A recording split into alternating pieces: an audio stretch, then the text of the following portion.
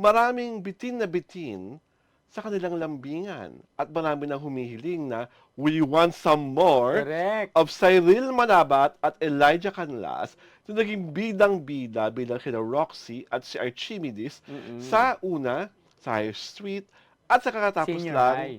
na sa High Street. Senior High Senior muna, high muna. tapos na naging High Street. Yes. Alam mo, itong dalawang to, dapat wag na kayong pumasok ng showbiz. Kasi millionaire na. One of the part na ng Millionaires Club. Eh, paano kung tinatawag talaga sila? Di ba ang two-time gold Olympian winner, si Carlos Yulo, at ang kanyang jowa, si Chloe San Jose, sinasabing, papasok na nga ba sa show business?